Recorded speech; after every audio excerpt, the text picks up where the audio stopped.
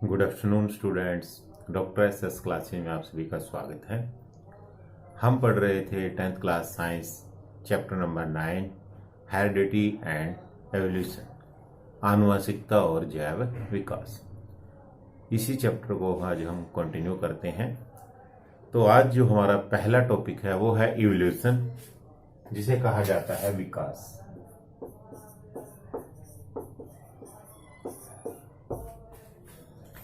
तो we have noted that कि हमने ये नोट किया है कि वेरिएशन क्या है, एक इनबिल्ट टेंडेंसी है। और वो किस वजह से हो सकती है? वो डीएनए में एरर की वजह से हो सकती है और सेक्सुअल रिप्रोडक्शन के टाइम पे चेंज आने की वजह से भी विविधता हो सकती है, विभिन्नता हो सकती है, वेरिएशन आ सकती है। इस केस को समझने के लिए हम एक एग्जांपल लेते हैं, एन इलस्ट्रेशन।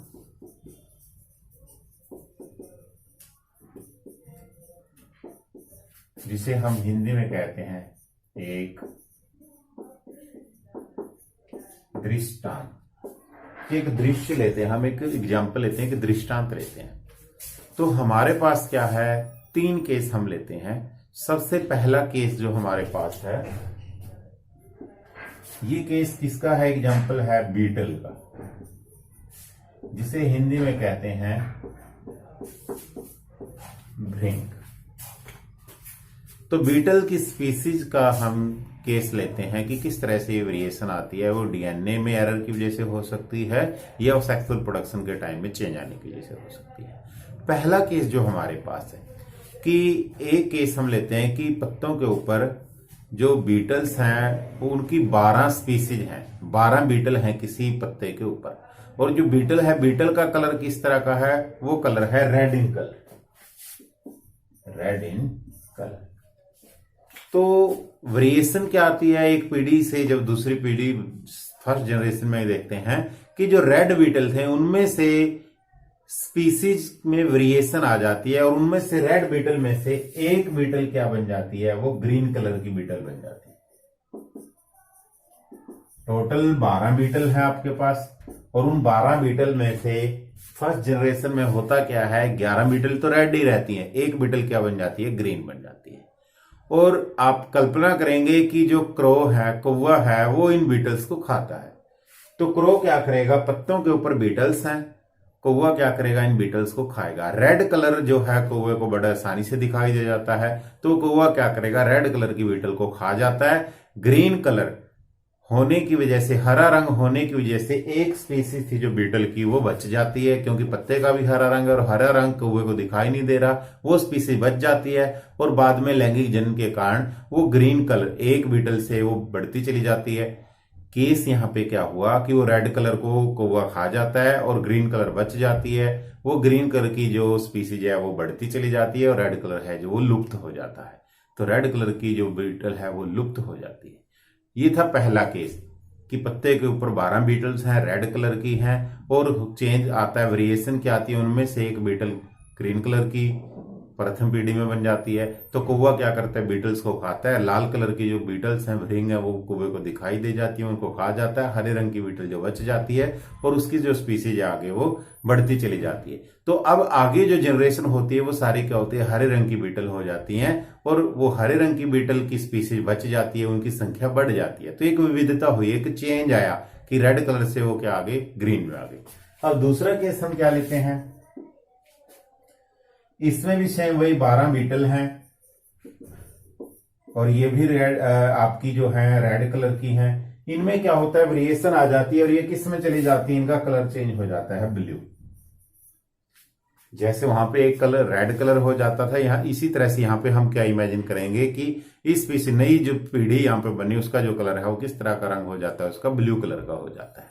अब इस केस में हम इमेजिन करेंगे कि उस पौधे के ऊपर किसी हाथी का पांव पड़ जाता है। हाथी के पांव पड़ जाने की वजह से जो लाल रंग की जो बीटल थी वो सारी नष्ट हो गई और जो नीले रंग की जो बीटल थी वो बच जाती हैं और इस तरह से जो नीले रंग की स्पीसीज है वो बच जाती है। ये केस हमने माना कि हाथी का पांव अगर उस पौधे पे पड़ता है। तीसरा केस हम क्या लेते हैं? इसमें भी सेम बीटल है।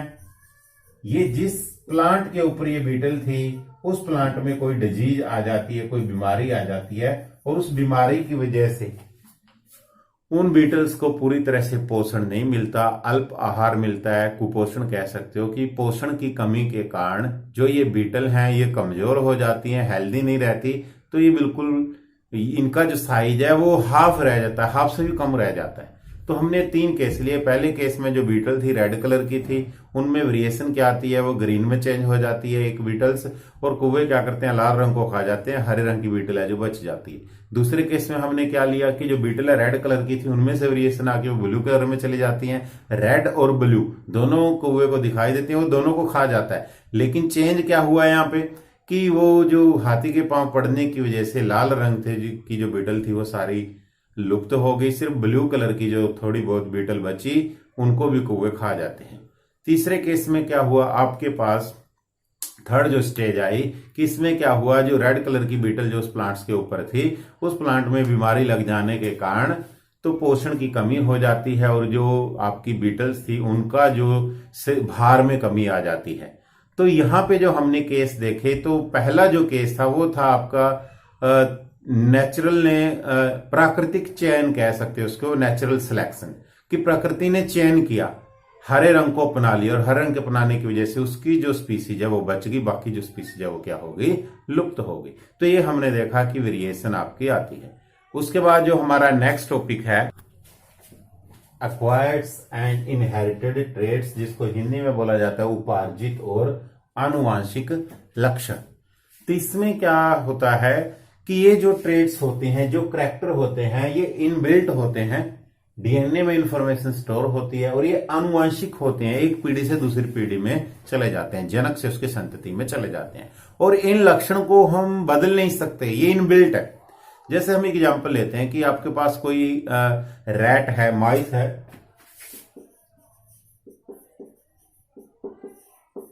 रैट कह सकते हो, माउस कह सकते हो, माइस कह सकते हो। तो कोई चूहा है, उसकी आप पूंछ को काटना शुरू करेगा, तो पहली पीढ़ी में आपने उस पूंछ को काटा, फिर आपने दूसरी पीढ़ी में भी पूंछ को काटा, तीसरी पीढ़ी में भी आपने पूंछ को काटा, चौथी पीढ़ी में भी आपने पूंछ को काटा। तो आप देखेंगे कि आपने 10 पीढ़ी तक चूहे की पूंछ को काटा।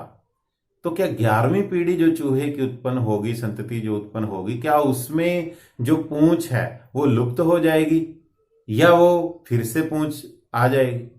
तो इसका जब आप जवाब ढूंढते हो तो आपको दिखाई देगा कि उसकी 11वीं पीढ़ी में भी पूंछ आएगी, क्योंकि बाहर से जब आप पूंछ को काट रहे हो, वो जो गुण है आपका वो हेरिडिटी गुण है, इनहेरिटेड ट्रेट्स है, वो इनबिल्ट है, वो उसकी कोशिका में है, उसके डीएनए में है। तो डीएनए को नहीं बदल रहे हम, बाहर से उसके जो ट्रेट्स को बदलने की कोशिश कर रहे हैं। जो क्या है, उसका जो गुण है वो क्या है, एक आनुवांशिक गुण है। तो अगर आप चूहे की पूंछ को काटते हो तो नेक्स्ट जो जनरेशन, नई जो पीढ़ी होगी, उसमें भी जो चूहा है वो पूंछ के साथ ही पैदा होगा। तो ये उसका इनबिल्ट कह सकते हो आप, डीएनए के अंदर जो इंफॉर्मेशन है वो स्टोर है। ये एक आनुवांशिक गुण है जो उसकी जनक से उसकी संतान में जो जाता है। अब हम बात करते हैं चार्ल्स डार्विन के बारे में।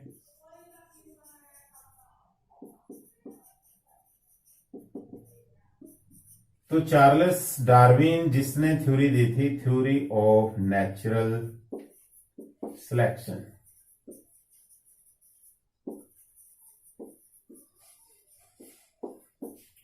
(1898) में किताब भी छपी थी जिसका नाम था system D nature, system nature.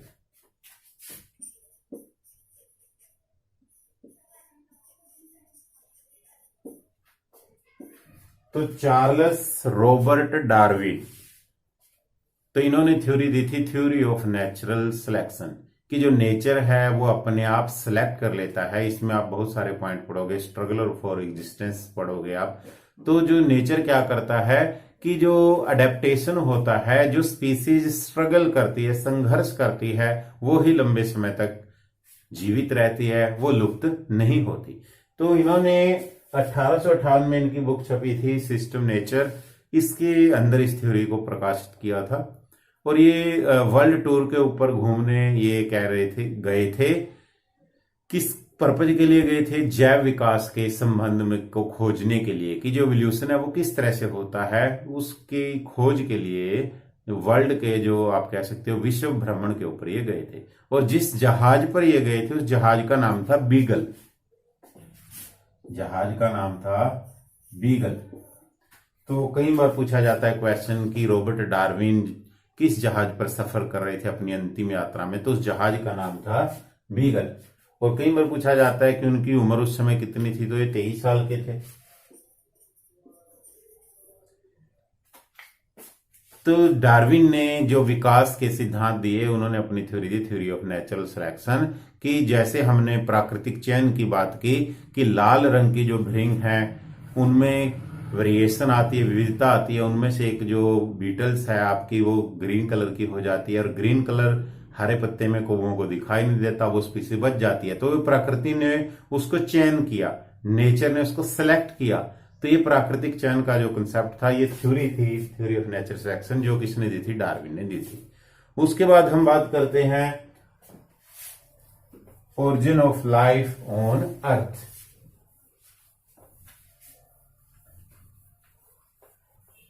origin of life on earth।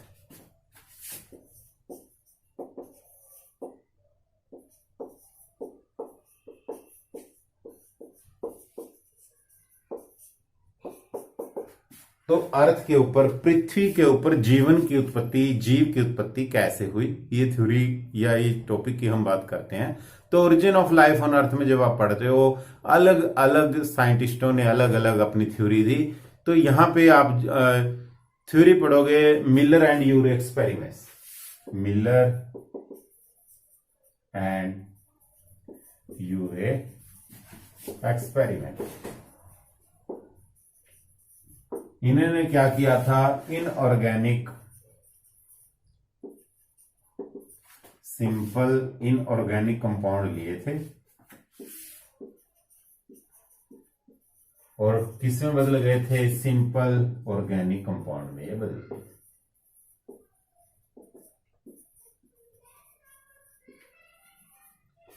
तो इन्होंने जैसे अमोनिया, वाटर, मीथेन और लगभग 10,000 वोल्ट का स्पार्क इन्होंने पास किया था, करंट पास किया था। तो जब इन पदार्थों को इन्होंने लिया था, ये सारे क्या थे? सिंपल मीन सरल इनऑर्गेनिक कंपाउंड थे, अकार्बनिक यौगिक थे। जब इन्होंने इनके ऊपर एक्सपेरिमेंट किया, 10,000 वोल्ट की बिजली पास की, तो यहां से क्या हुआ? ये सरल कार्बनिक पदार्थों में ये टूट गए। उसके बाद जीवन की जो है उत्पत्ति हुई। उसके बाद जो हमारा नेक्स्ट टॉपिक है स्पेसिएशन, जाति उद्भव। तो स्पेसिएशन, जाति उद्भव क्या है कि कैसे कोई प्रजाति है, कैसे उसका आप देखते हो कि विकास होता है।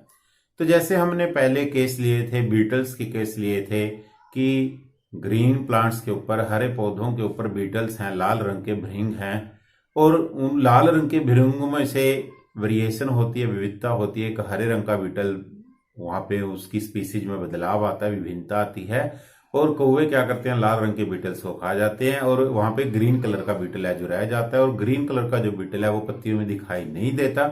इस वजह से उसकी जो प्रजाति है वो बच जाती है। तो ये एक केस हुआ, एक स्पीसीज का केस हुआ। इसी तरह से हमने दूसरा केस लिया था, हाथी के पैर पड़ने की वजह से भी जो लाल रंग की स्पीसीज लुप्त हो गई थी, ब्लू कलर की जो स्पीसीज वहां पे बच जाती थी। तीसरा केस हमने देखा था कि जो बीटल्स थे रेड कलर के, कि पौधे में बीमारी हो जाने के कारण तो उनके भी भार में कमी आती है। तो एक क्वेश्चन भी वहां पे उठता है कि क्या अगर पौधा जब ठीक हो जाएगा, तो जैसे उनके भार में कमी आई थी, क्या वो ठीक हो जाएगी? तो आप देखोगे कि उनका जो आकार या आकृति, जो भार में कमी आई थी, जैसे पौधा ठीक हो जाएगा तो वो भी ठीक हो जाएंगे, उनका भार जो पूर्ण हो जाएगा। तो ये कोई नेचुरल सिलेक्शन नहीं था। नेचुरल सिलेक्शन फर्स्ट पॉइंट था ग्रीन कलर वाला। तो यहाँ पे जाति उद्भव की हम बात करते हैं कि आपके पास वही हम बीटल्स का केस लेते हैं कि पहले केस में क्या होता है, किसी एक प्रजाति को कौवे क्या करते हैं, वहां से उठाते हैं और उसको वो किसी दूसरे स्थान पर छोड़ देते हैं। वहां से उसको उठाकर ले गए और दूसरे स्थान पे उनको गिरा दिया। तो जैसे ही वो बीटल वहां से ट्रांसफर हुए, वहां से मेटिंग हुई और लैंगिक जनन के बाद उनकी जो स्पीसीज है, उनका आकार है जो बढ़ना शुरू हो गया, और उस क्षेत्र में उस स्पीसीज की, अगर वो लाल रंग को उठाकर लेके जाते हैं तो लाल रंग के जो बीटल्स हैं उस क्षेत्र में उनका जो आप कह सकते हो प्रजाति है वो बढ़ जाएगी।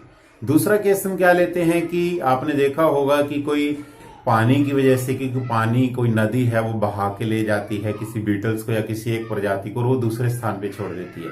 तो इससे भी क्या होगा कि जो प्रजाति है किसी भी, वो बीटल्स का केस, हम बीटल का एग्जांपल ले रहे हैं, तो एक स्थान से वो दूसरे स्थान पर चले जाते हैं और उस जगह पे वो दूसरी प्रजाति का निर्माण होता है। इसी तरह से आप देखते हो माइग्रेंट, देखते हो आप, इमिग्रेशन होता है कि एक प्रजाति क्या करती है, वो मूव कर जाती है, एक स्थान से दूसरे स्थान पर चली जाती है और वहां से वो क्या करती है, पालन पोषण होता है, वो फैलना शुरू करते हैं, प्रजनन होता है और उस क्षेत्र में उस जाति का फैलाव हो जाता है, वो फैल जाती है। इट मीन्स वो बढ़ती है, फूलती है वहां पे। तो वो प्रजाति है जो आपकी उस एरिया में, उस क्षेत्र में है, उसका प्रजाति का जो आकार है वो वृद्धि है, वो बढ़ जाती है। अब हम बात करते हैं कि जैसे हम बात करते हैं कि लाल रंग के भृंग थे और लाल रंग का जो कोई नर भृंग था वो जनन की क्षमता खो देता है और मादा जो लाल रंग की थी वो हरे रंग की जो भृंग है उसके साथ, उस बीटल के साथ उसकी मेटिंग होती है और उस मेटिंग, उसकी फर्टिलाइजेशन से क्या होता है, हरे रंग के भृंग पैदा होते हैं। तो उस क्षेत्र में जो हरे रंग के भृंग है, उन भृंग हम बोलते हैं बीटल्स को, तो उनकी जो प्रजाति है वो बढ़ जाती है। तो इस तरह से हम देखते हैं कि किसी क्षेत्र में कि किसी प्रजाति का किस तरह से विकास होता है। वो किसी बाहरी बल के कारण भी हो सकता है, कुओं का केस लिया हमने कि उसको उठा के एक स्थान से दूसरे स्थान पर ले जाते हैं, कोई हवा का केस हो सकता है, कोई जल का, पानी का केस हो सकता है, या वो मेटिंग के दौरान कि उन्होंने, जैसे लाल रंग के भृंग थे, वो जनन की क्षमता खो देते हैं और वो जो लाल रंग की मादा थी वो हरे रंग की जो भृंग है, नर भृंग है, उससे उनके प्रजनन के से क्या होगा, हरे रंग के भृंग की प्रजाति है वो आगे बढ़ती है। तो इस तरह से प्रजाति का जो दुर्भव होता है, जो हम कहते हैं स्पेसियाइजेशन, की किस तरह से किसी प्रजाति का विकास होता है। अब हम बात करते हैं हमारे नेक्स्ट टॉपिक जिसका नाम है इवोल्यूशन एंड क्लासिफिकेशन।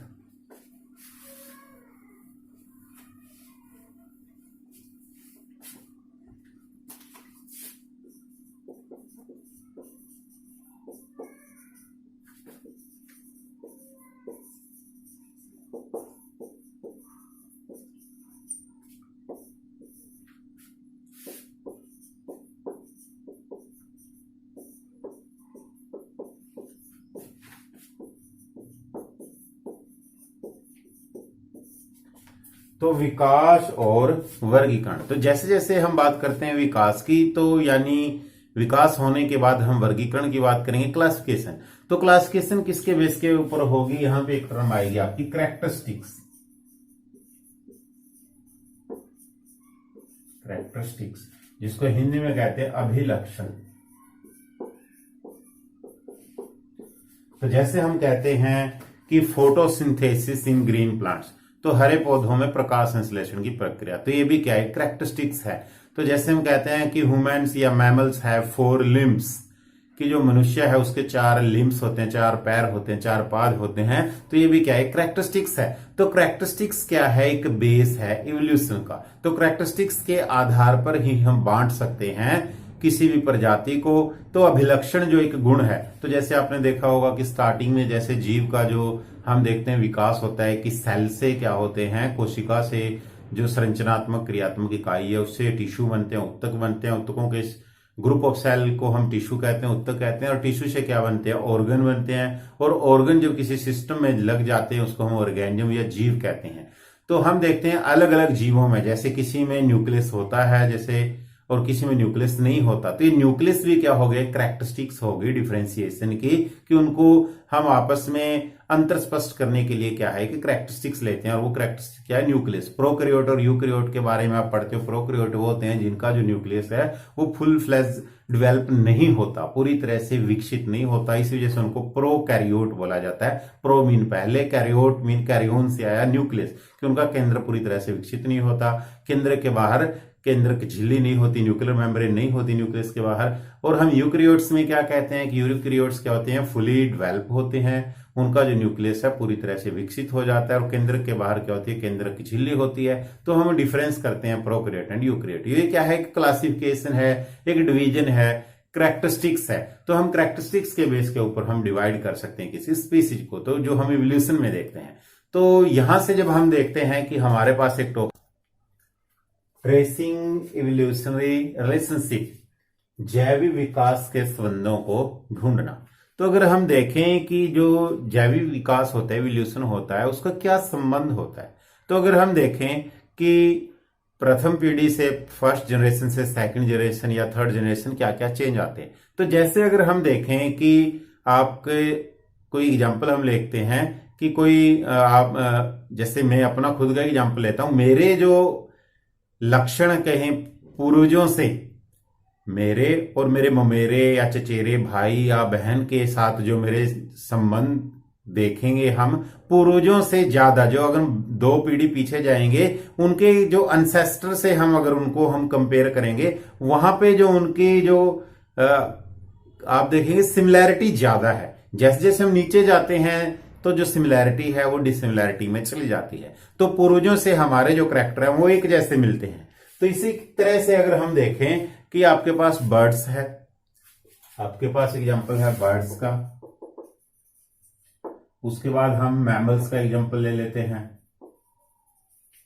रेप्टाइल का एग्जांपल ले लेते हैं। तो इन सभी में क्या होता है, 4 लिम्ब्स होते हैं, जिसको हिंदी में कहते हैं 4 पाद या 4 पैर। तो इन सभी में क्या है, कॉमन क्या है, 4 लिम्स। तो इसका मतलब क्या है, जो आपके बर्ड्स हैं, मैमल्स हैं, रेप्टाइल्स हैं, इनके जो पूर्वज थे, इनके जो अनसेस्टर थे वो एक थे। इसी वजह से इनके जो करैक्टर हैं वो एक जैसे दिखाई देते हैं, एक जैसे मिलते हैं। तो अब यहां पे हम 2 तरह के ऑर्गन पढ़ेंगे, होमोलोगस ऑर्गन और एनालोगस ऑर्गन। होमोलोगस ऑर्गन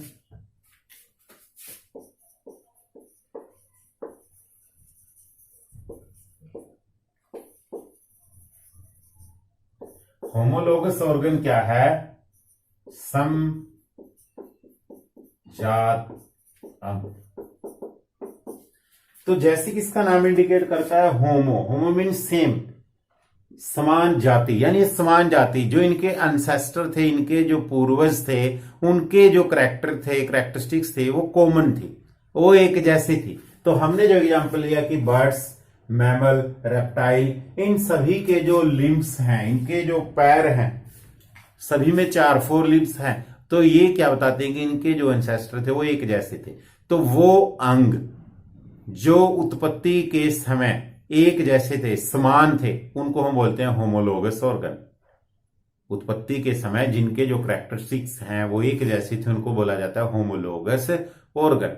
तो 2 तरह के अब हम ऑर्गन पढ़ेंगे। एक ऑर्गन हम पढ़ेंगे जो देखने में एक जैसे हैं, कार्य भिन्न भिन्न है, और दूसरे जो देखने में भिन्न भिन्न है और कार्य एक समान है। तो जो देखने में एक जैसे हैं बोलते हैं हम समरूप, और जो देखने में भिन्न भिन्न है और कार्य एक समान है उनको बोल देते हैं समजाति अंग। तो ये जो हमने एग्जांपल लिए, बर्ड्स, मैमल, रेप्टाइल, इन सभी के जो पैर हैं वो किसके एग्जांपल हैं, वो होमोलोगस ऑर्गन, समजाति अंग का एग्जांपल है।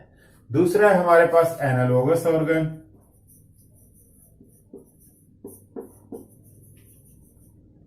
इनका नाम है देखो समरूपी अंग, ये समरूप अंग।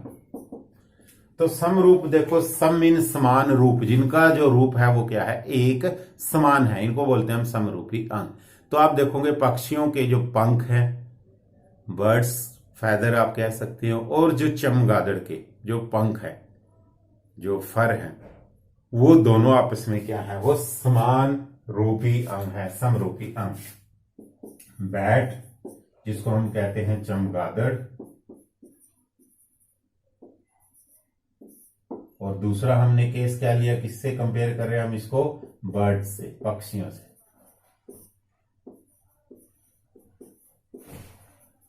तो पक्षियों के और बर्ड्स के अगर आप पंख को कंपेयर करोगे, वो आपके क्या हैं, समरूपी अंग के एग्जाम्पल हैं। अगर आप बर्ड्स, मैमल, रेप्टाइल के पैरों को कंपेयर करोगे, वो किसके एग्जाम्पल है, वो होमोलोगस ऑर्गन्स के एग्जाम्पल है। तो ये क्वेश्चन बहुत बार पूछा जाता है, एग्जाम्पल आता है, डायग्राम बने होते हैं, 4 लिम्स बने होते हैं। जब भी लिम्स का एग्जाम्पल आपका आएगा वो होमोलोगस ऑर्गन का एग्जाम्पल आएगा, और जब भी पक्षियों के आप देखोगे पंख की बात आएगी, वो किससे, चमगादड़ से, तो आपका किसका एग्जाम्पल आएगा, समरूपी अंग का एग्जाम्पल आएगा। ये एक एक मार्क्स के जो क्वेश्चन आते हैं, डायग्राम बन जाते हैं, वहां से आपका आता है। अब लास्ट हमारा जो टॉपिक है वो है फॉसिल्स।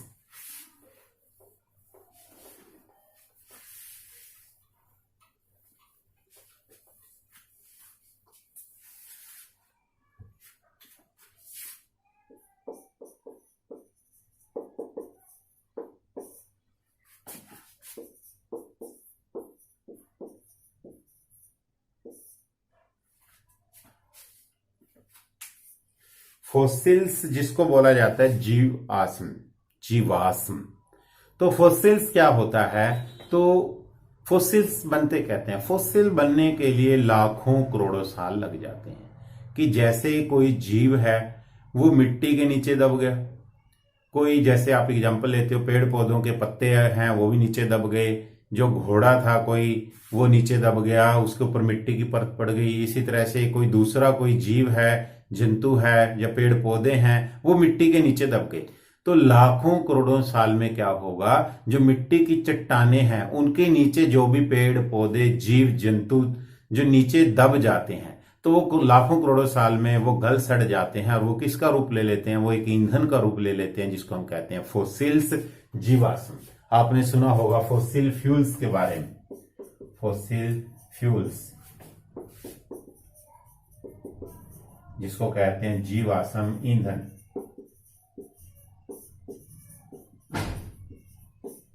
तो फॉसिल फ्यूल्स इसी तरह से बनते हैं कि मिट्टी के ढेर के नीचे, मिट्टी के नीचे लाखों करोड़ों सालों में नीचे दबे रहने के कारण पेड़ पौधे जंतु वो जो मिट्टी की चट्टानों के नीचे दब जाते हैं। लाखों करोड़ों सालों में क्या होता है, वो मिट्टी की चट्टान के नीचे दब जाने के कारण वो गल जाते हैं, सड़ जाते हैं, और गल सड़ के वो एक ईंधन का रूप ले लेते हैं, जिसको हम कहते हैं जीवाश्म ईंधन, फॉसिल फ्यूल। तो फॉसिल फ्यूल का पता कैसे लगाया जाता है? कार्बन 14, कार्बन 14 या कार्बन 14 को डेटिंग भी बोला जाता है। ये एक विधि है जिसके द्वारा जो फॉसिल्स हैं उनकी एज का पता लगाया जाता है, फॉसिल की एज का पता लगाया जाता है। तो जैसे आपने देखा होगा कि डायनासोर है या खुदाई के दौरान आपको कोई अवशेष मिलते हैं, तो हम कहते हैं कि 5000 साल पहले के, या जैसे हड़प्पा का केस लेते हैं, सिंधु घाटी की सभ्यता का केस लेते हैं कि ये 5000 साल पहले थे या 2000 साल पहले थे। तो उनका पता हमें कैसे चलता है कि खुदाई के दौरान जो भी हमारे पास जो वस्तुएं प्राप्त होती हैं उन सभी को हम कार्बन के समस्थानिक होते हैं, आइसोटोप होते हैं, 2 आइसोटोप होते हैं कार्बन के। एक होता है कार्बन 612 612 और दूसरा होता है कार्बन 614। तो जो कार्बन 614 है, जिसको कार्बन 14 डेटिंग विधि भी कहते हैं, इस विधि के द्वारा जो भी फॉसिल्स हैं या जो कोई आप देखते हो कि बहुत पुराना कोई वृक्ष है, तो उस वृक्ष की जो उम्र का पता लगाया जाता है, एज का पता लगाया जाता है कि कितने साल पुराना है, तो किस विधि के द्वारा पता लगाया जाता है, वो कार्बन डेटिंग, कार्बन 14 विधि के द्वारा उस फॉसिल का या उस पेड़ पौधे की उम्र का पता लगाया जाता है। तो आई होप आपने लेक्चर बड़े ध्यान से देखा और सुना होगा।